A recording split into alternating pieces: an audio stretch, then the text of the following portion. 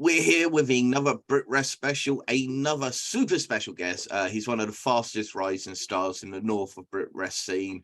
He is one half of the Relentless Intent Tag Team Champions and a former ICW Tag Team Champion alongside Dickie Divers as the 9-9. And on the 8th of August, he is off to Japan to compete in Pro Wrestling's Noah M1 Victory.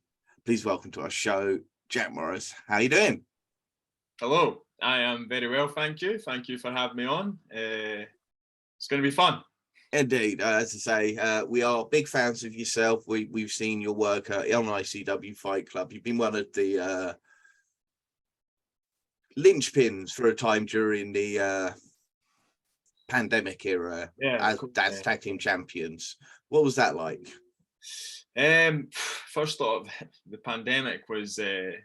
it was strange. These closed door tapings we were doing, it was very, very strange coming out of that curtain with no crowd. But yeah, we all battled through it, and me and Dickie became tag team champions, and it was all good for us. It must have been interesting because it felt like a smaller crew, but they managed to keep it feeling like it wasn't the same matches over and over again.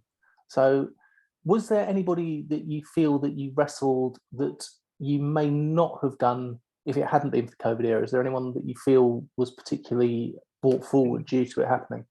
Well, first off, all credit to ICW, because the what's the word I'm looking for? The measures they put in place because of COVID, and getting us in and getting us filming, we couldn't fault them really. Everything was really safe. Everyone was tested. We were going in blocks, 2-3 hours at a time, filming all the content. And credit to them, like it was great that we could still battle through COVID and still get matches and still pump out content.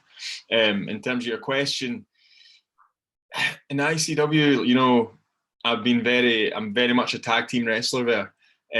But at the start of COVID, when we were going in these blocks, I was doing a lot of single stuff, you know, like the Lionheart League, if you remember that, right at the start. So, I mean, I got to do a one-on-one with BT Gunn, who I think is, you know, not one of the best in ICW, but one of the best in British wrestling, you know, for years and still is. So I got to wrestle BT Gunn one-on-one, Jack Jester, and then, of course, me and Divers got to tag, and, you know, ultimately it led to us at winning the tag title. So, yeah. What's it been like under the tutelage of one of the best tag team wrestlers in Scotland and Dickie Divers as part of the 9-9? Yes, it's mad, you know.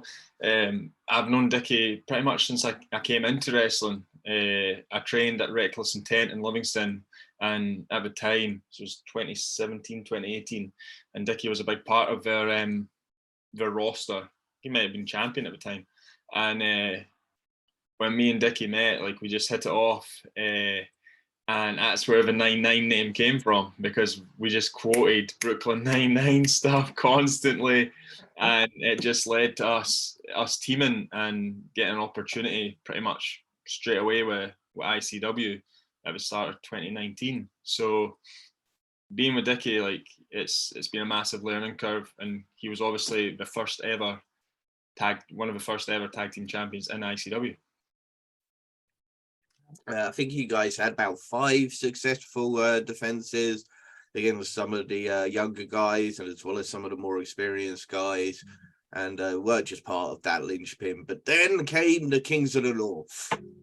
And what was it like in the live match in front of the Square Go audience in a casket match of all things? That was pretty wild. It went down really well, to be fair.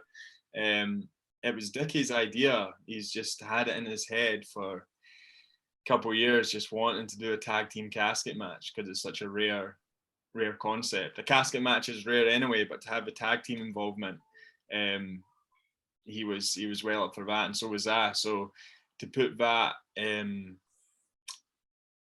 match type in against Kings, like, we knew it was going to be a brawl, and Well, luckily they let me out to do this podcast. So it was a hell of a brawl. It was the first match on the show as well. It really set the tone well. Yeah. No, that's one of the matches. That's one of my favorite matches I've done in ICW. To be fair, I think everything, like looking at it back, like everything flowed well. There's not any like mistakes, muck ups, whatnot. And it's one of the matches like I'm very happy with. One of my favourite tag matches that you had while you were champions was against Thatcher's Cabinet. Ian Skinner, friend of the show, and Mr. Charles Rice. They are a wonderful tag team, and you guys really, you stood out well. The technical side of it, you guys were on it the whole time. Yeah. No, that is another one. That's probably one of my favourite matches too in the whole title defence run and doing these Fight Club tapings. Don't want to give them too much credit because it's Thatcher's Cabinet, you know, but two really good guys, two really good wrestlers. And yeah, going against them, like you can see the match itself, like it's without blowing smoke, it's quite a good match. So it really is. Yeah. You also had a hard-hitting battle with what's the one of the best teams in Wales, the Greedy Souls, Danny Jones and Brendan Jones. They thump hard, don't they? They do. Yeah, what you see is what you get. They are bruisers. They are brawlers. You're in for a fight when you're against them. Similar to Kings of the North, to be fair. There's a lot of similarities between the two. But yeah, like that was the first and only time we've wrestled them, and it was a fight. Excellent. Now, of course, you are heading out to Pro Wrestling for the M1 victory, but it's not the only tournament that you have been in this year. You were a finalist in PCW's Road to Glory. What was that like? PCW, one of the biggest promotions in that Northwest scene. Yeah, so being a part of PCW, it's kind of all came about after COVID as well. I was just reached out to, and it was a no-brainer, like to go down there and wrestle their roster. The only real promotion I've been down in England with is Mega Slam and doing the tours and stuff and family friendly stuff. So to be able to get a platform like PCW, it was great. And in terms of that tournament, there's guys I was wrestling in there that I wouldn't get the opportunity to wrestle elsewhere. And that was a hard weekend too. I think 4 or 5 matches over a couple of days. And obviously getting to the final too, it was great, but just missed out on the last hurdle. Priscilla did go on to become the heavyweight champion, so it's not too much of a shame, I don't think. No. Hopefully I'll get another chance. Awesome. I tell you what, we'd like to do a bit of things before we talk about pro wrestling, about getting to know you a bit more, getting the audience a little background information onto you. So when did you get into wrestling? How did that all sort of like come about? So wrestling, I've watched it ever since I was young, since I can remember, 4 or 5 years old. I have an older brother who is 3 years older, so at the time he'd be 6, 7, 8, and he's watching it, I'm watching it, and when you're at that age, all these larger than life characters, and at the time it was like the attitude era. So it was chaos. It was crazy. Like looking back, I think my parents were really like cool to let us watch it at the time because you had DX and all the blood and all the hardcore matches, and like it was just wild. But yeah, that's when you're that age and you watch wrestling, like you're hooked. I'm sure you've been watching wrestling since you were younger. Since the early 90s. Yeah, you know. Don't want to give away the age too much, but it was WrestleMania 7, the first one that I remember. There you go. And you're still watching it. Still watching it. Away. And you've grown a bit since then. You're not a cruiserweight, are you, Jack? No, not quite. I can do cruiserweight stuff, but not quite. But yeah, I put on a few pounds since then. I've hit the gym since then. So, but yeah. Okay, now we found out that according to Cage Match, you have a background in football or football. Tell us about this. Yeah, so just as I've always kicked the ball about, always played football. My dad is a football coach, has coached football since I was young, and with senior professional teams all around like the Fife area in Scotland. So football was just something that me, my brother, my dad, all into, and it was just kind of a natural thing to go and play. So I signed a professional contract with Cowden Beef at the time when I was 18, and played there for a couple of seasons before moving elsewhere. So I had about 4 or 5 years at pro football, until that old one with injuries and just. There's a lot of factors in football. Things I didn't get a contract. My contract renewed, and I kind of fell out of love with it, and I stopped playing. And it sounds cheesy, but with the wrestling thing, it was like, right, I'm not doing football. It's now or never. Get yourself in a ring, see what happens. Like, and here I am, like 5, 6 years later, going to Japan. So it's wild. Like, it's wild. So which side of the old firm do you land on? Neither. Ooh. Neither. But Neither. I don't want to divide people. Neither. I'm from Dunfermline, so I've always, you got to support your local team. So unfortunately I have to support Dunfermline, and unfortunately we're not very good. But that's the way it goes. I wasn't born in Barcelona. I wasn't born in Manchester. Like, I just got to support Dunfermline, hope for the best. It's all right. I'm a West Ham fan. You see, we win nothing either. We had a good season last season. We did. It wasn't too bad. Semi-finalists in Europe was actually quite good, and we have qualified for Europe again.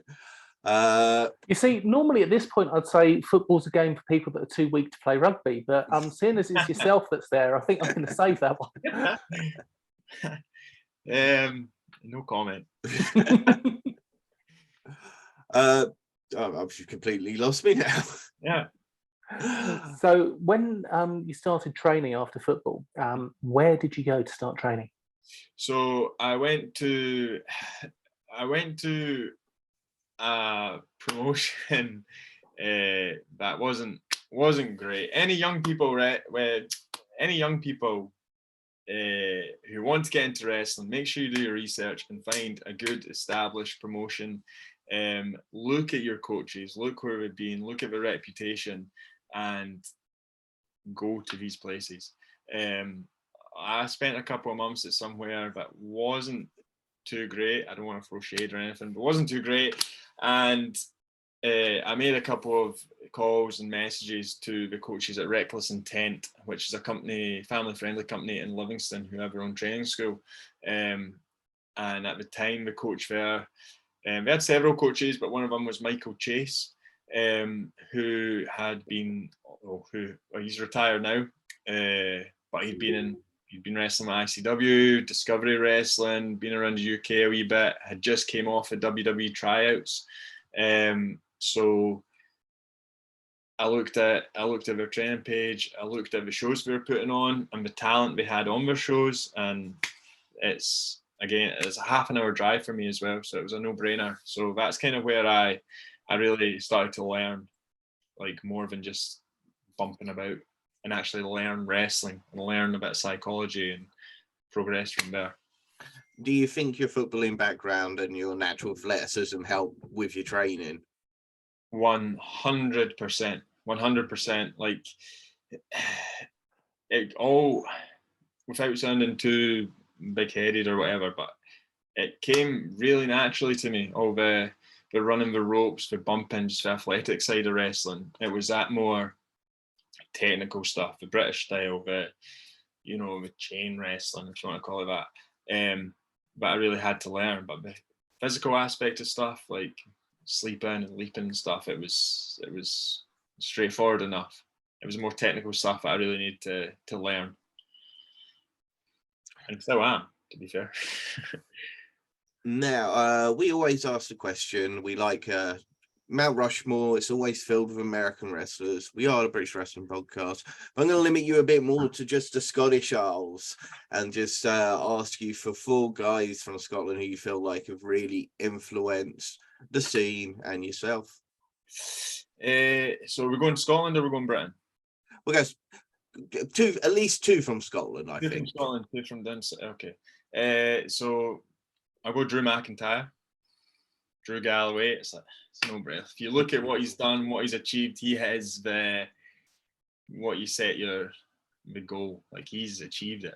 He's what everyone really, and most people, 99% of people want to achieve what he's achieved and be where he is. So Drew is up there. I'll go with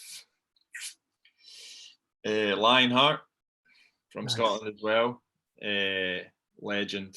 Like, he's been about since kind of the beginning, and when there was no British wrestling really, and built the scene in Scotland. And I'm sure if he was still about today, he'd still be flying that flag, and probably a lot more popular and a lot more out there than he was when he left us, unfortunately.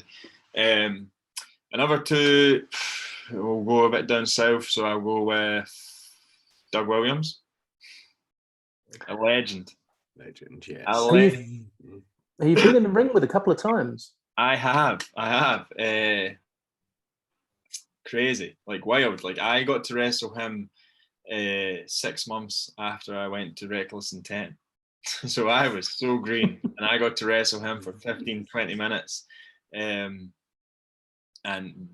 that was wild, because I was prime. Like, I used to watch TNA at the time when he was there too. Like, he was like in TNA at his prime. Like, Doug Williams versus Ric Flair, Doug Williams versus AJ Styles, like Doug Williams versus Kurt Angle, Doug Williams versus Jack Morris after 6 months. It was like, oh no, oh no. But that was wild. And I got to wrestle him again at PCW, where I knew a bit more. A couple years later, I knew a wee bit more. So it was good. So yeah, Doug Williams. And then last, there's a couple who it could be, but I'll go with Jody Fleisch, who, yeah, I've got to share a ring with Jody a couple of times, and I was in a triple threat match with Doug and Jody at PCW. So I mean, it seems fitting to put him in there as well. But again, like the others, being there when British wrestling was nothing. You weren't just in a match with those 2, were you? You won the match with those 2. Yeah, I don't know. I know. Wild. No, I can definitely understand the Jody Fleisch, because he showed that heavyweights could still be extremely athletic, and someone like yourself, a heavyweight who's got the athleticism. Yeah, the stuff he can do in the ring and still do in the ring. Like, I don't want to say still, because I'm not putting an age on it, but like, he has been about, and he is still, and his physique is up there with probably still the best in like British wrestling. And look at what he's done, and look at his age, and look how he moves about the ring. Like, it is crazy. He is a freak of nature. But yeah, so that is my 4. I think it's a good 4. I'm happy. I like it. Very respectable 4. Yeah. Very respectable 4. Yeah. And the next question we always ask is, who do you think's going to get there in the future? Who do you see coming up at the moment? Which young guys are you thinking are going to be the faces to watch in the future? Yeah, so in Scottish wrestling, there's so many, to be fair. Leighton Buzzard, who, to be fair, he's getting there. He is getting out there. Leighton Buzzard. There's LJ Cleary, wrestles a lot in ICW.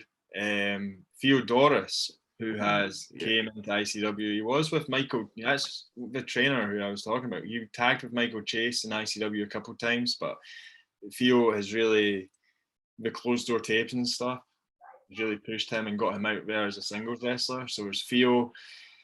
We've already touched on it. The guys from Thatcher's Cabinet. There's so many that I could list, and I don't want to miss anyone out. But yeah, if you look at any card in Scotland at the moment, and even down south for young guys that are coming up. Like the talent's crazy. All these people that have had to step up with the NXT UK boys getting signed. Like, I might be a bit biased because I feel like I'm one of them, but like I think the talent is as good as it's ever been. Massively.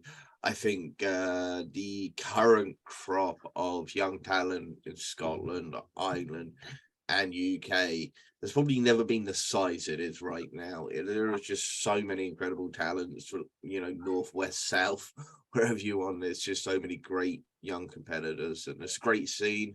Hopefully we get it right back to where it once was. Yeah, surely. It's got to. One of the young guys that I'm really been enjoying since Closed Door Taken has been Daz Black. Really been enjoying watching him. And when we finish interviewing with you, we're interviewing another up and coming British talent who's about to go abroad, Joe Lando. Oh, okay, yeah. He's off to America. Yeah, I've never met Joe, but I know you see him on all pretty much almost every poster from shows down south. And in terms of going back on Daz Black, I don't know when this goes out, but we're on Friday the 29th of July, and tomorrow I get to wrestle Daz Black. So it's funny you say Daz Black. So yeah, I've wrestled Daz a couple of times, and tomorrow will be the third or fourth. So yeah, I'm looking forward to it. Yeah. I was going to say that I would love to see a Daz Black Joe Lando match. That would be one of my dream ones. Yeah, gravity isn't happening. No such thing as gravity there. No, not with those two guys. Now, you are literally only 5 years into your career. You mentioned you were at 6 months when you faced Doug Williams. You're 5 years in, and you are now going to be competing in one of the most prestigious wrestling tournaments in the world, pro wrestling known as N1 Victory, or formerly the Global League. How are you feeling about that? It's wild. Like, it is. It's crazy. It feels surreal. You know, it's good talking to wrestling people about it because you understand like how much of a big deal it is. Like, I also, like, I'm a gym instructor as well as wrestling, and when you're talking to people, oh, I'm going to Japan, like, and you tell them, but they're not into wrestling. They don't quite understand it. But when you're talking to wrestling people and they get it and they know how much of a big deal it is, like, it's surreal. And to be given the opportunity, even getting the opportunity to be in a Noah ring, just a few matches, but being in this N1 victory, like, it is wild. It's crazy. So it's surreal, and I think it'll feel surreal until I don't know when it won't, to be honest. You've got a hell of a block as well. You're in Block B that contains Masakatsu Funaki, Kaito Kiyomiya, Katsukio Nakajima, Takashi Sugiura, Masa Kitayama, Satoshi Kojima, Timothy Thatcher.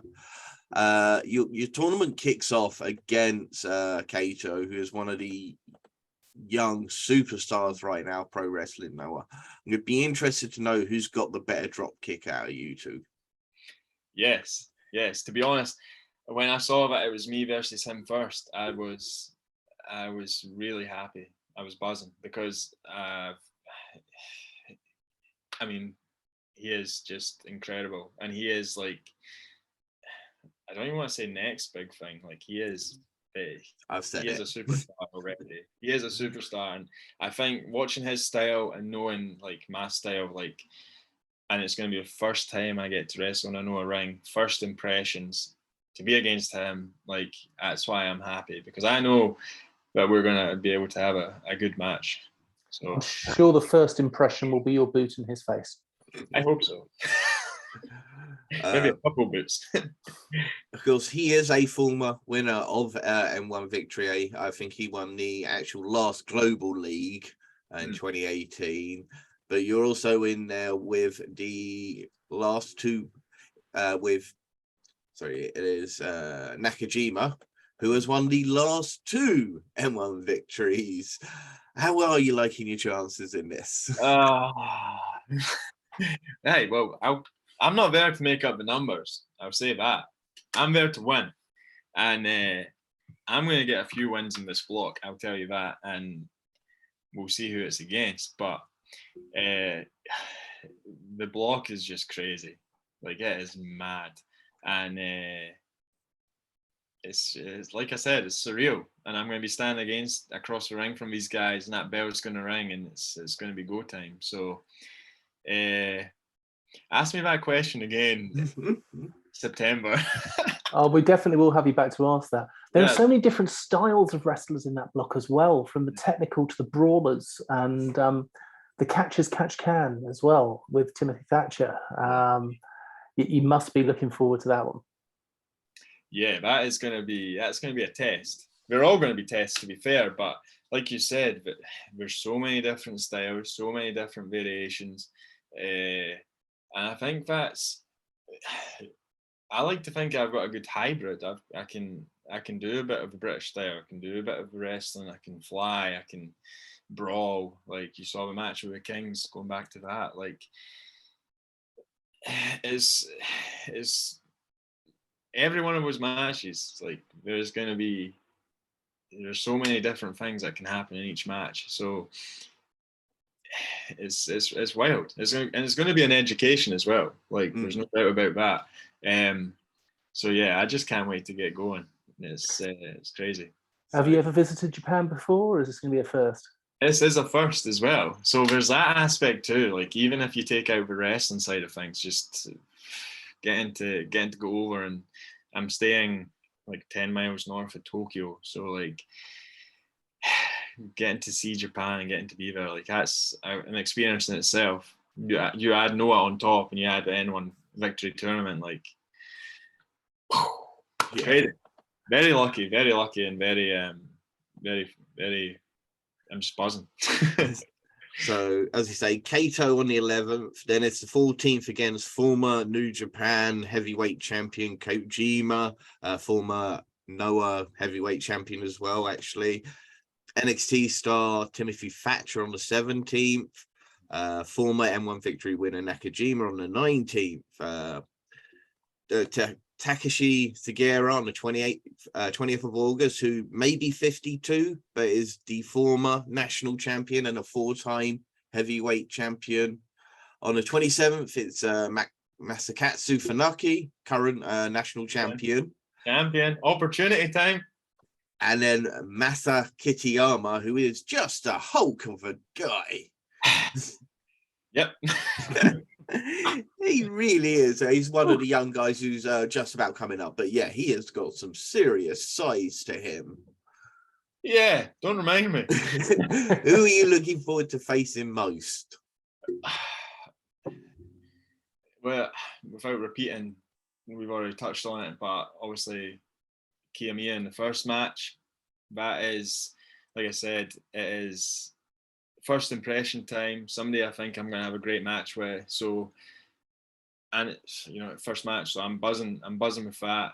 There's just so many legends in there. Like, it's ridiculous. And you say like 52 years old, like, it doesn't matter, because like it's almost double my age, but like, God, you wouldn't think it. He's built like a brick wall as well, actually, thinking about it. Yeah, but I'm probably going to need an ice pack after that one. And then you throw in having the champ in there. There's an opportunity. Beat the champ. I know it'll be non-title, but hey, if you beat the champ, surely you get another chance when the title's on the line. That's what they like to do in Japan, so we'll certainly be rooting for you. If you do get through Block B, you've got guys like Keno, Go Shiozaki, Hideki Suzuki, Anthony Green, El Helio, Dr. Wagner Jr., anyone on that side of the block that you wouldn't mind facing off against? Probably Keno, to be honest. With his flaming boot to the face. Well, I'll try and avoid that. But yeah, that block's wild too. Like, but yeah, I'll deal with my block first, I think. One match at a time, I think, is my my mindset at the moment. It's amazing to think that Go Shiozaki has never actually won the tournament, so I'm sure he'll be looking to try and rectify that at some point. He's been a huge part of Noah since the last 10, 15 years. I know. It's Superstar. wild, but I'm going to be in there. Andy, can you remind people where they can watch this? Yeah, they can watch this on Wrestle Universe. That is available all around the world. You will actually get a 2-week free trial. Unfortunately, it doesn't quite cover the whole tournament, but I would definitely get in to see Jack versus Keito Kiyomiya, because that is just going to be phenomenal. I'm really looking forward to that. I will be following Jack's progress throughout the tournament, just like I'm following Zack Sabre Jr. and Will Ospreay in the current G1 Climax. So we'll be reporting back to all the British fans on how well you're doing out there. And as I say, if you do win, your name will be amongst the likes of Morishima, Kenta, Nagata, Marufuji, Minoru Suzuki. What would that really be like if that did come to fruition? When it does come to fruition. There you go. Oh, it's just honestly, like, I can't say it enough. Like, I did a podcast yesterday, I was kind of repeating myself. Like, it's just so surreal and it is so wild. And this actually only came about not when I got contacted about 5 weeks ago. So 5 weeks ago, this wasn't a thing. And in a week's time, just over a week's time, I'll be away, and in 2 weeks' time, I'll be in the ring. So it's like, it's wild. It is wild. Well, fellow Brit Wres superstar Chris Ridgway was recently out there managing to capture the GHC junior heavyweight titles. Is seeing him go out there and be successful giving you a bit of a spurt energy to think, yes, we can do this as the Brits, we can go out there and be successful in pro wrestling, Noah? Oh, 100%. I think I've met Chris once, but it's funny because I have Discovery Wrestling in Edinburgh on Sunday, and he is wrestling Ian Skinner. So I will get to speak to Chris in more detail. I plan on speaking to Chris in more detail and chatting about it and seeing if he's going to be over at any point when I am. But yeah, seeing him go over, seeing him be successful, like, I'm hoping that I can do that, and it opens the door for maybe a British person to be in this tournament every year, you know? I'm sure Zack Sabre Jr. also competed in the tournament at one point, but he never won it. You'll be the first Brit to win. Yeah. That's excellent. Is there anything else, your merch links or anything like that, anything you would like to plug? Just go with the socials. So on Instagram and Twitter, it is Jack Morris X17, and on Facebook it is Jack Morris Wrestling. Nice and simple. But yeah, apart from that, it's all good. You got the merch? I have a T-shirt, but there's a plan in the works for a new one because of the occasion and because, you know, it's been a couple of years. It was just before COVID, but it was terrible timing. It was like January that I brought out a T-shirt, and then March happened, COVID. So yeah, the plan is to bring out something in the next week, and you know. Is it going to be Noah inspired then? Because I would love one of those for my growing T-shirt wall. It's maybe Noah inspired, yes. Excellent. With that being said, just remember, people, don't feed the trolls.